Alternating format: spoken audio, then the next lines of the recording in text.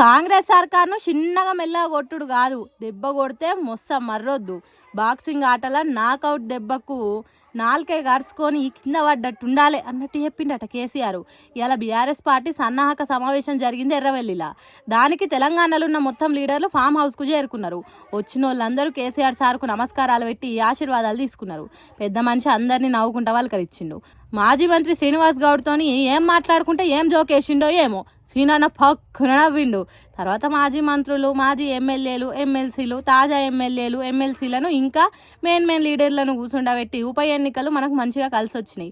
జూబ్లీహిల్స్ ఎన్నికలలో కాంగ్రెస్ పార్టీ జుట్టు పట్టి తెలంగాణ జనం ముందటికి గుంజాలి.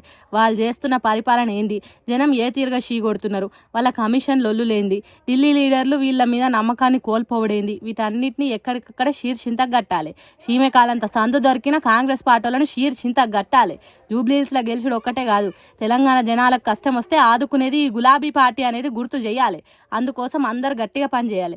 ఏమర పాటు వద్దు, సోమరితనం వద్దు. కాసింత కష్టపడితే మంచి రోజులు వస్తాయి. నేను ముందే చెప్పినట్టు కాంగ్రెస్ పార్టీలే మనకు బాట సాపు చేస్తున్నారు. వాళ్ళు అనుకొని అధికారం మనకే వాపసు వచ్చేటట్టు చేస్తారు. ధైర్యంగా ముందటికి ఓండని చెప్పిండట. ఫుల్ ఛార్జింగ్ పెట్టిన బ్యాటరీ బండ్ల తీరుగా, నిండుగా బుల్లెట్లు నింపిన గన్ల తీరుగా ప్రచారం చేసేటట్టు తయారు చేసి తోలిండట అందరినీ. ఒక్కొక్కరు మరో కేసీఆర్లు అయి పార్టీని ఇంకింత తీవ్రపెట్టేటట్టు చేయాలని అనుకొని బయలుదేరిండట. అంత మంచిగానే ఉంది కానీ ఈ కేసీఆర్ సార్ మాటినక చాలా రోజులు అవుతున్నదని జనాలు రంది పడుతున్నారట. ఎప్పుడు కేసీఆర్ బయటకు వచ్చి స్పీచ్ ఇస్తాడని ఎదురు చూస్తున్నారట. మరి ఈ జూబ్లీహిల్స్ ఎన్నికలలోనైనా ప్రచారానికి వచ్చి పబ్లిక్ను సంబరపరుస్తాడో చూడాలి. సభ పెట్టే ఛాన్స్ ఉన్నదో ఏమో, మరి ముందు చూడాలి.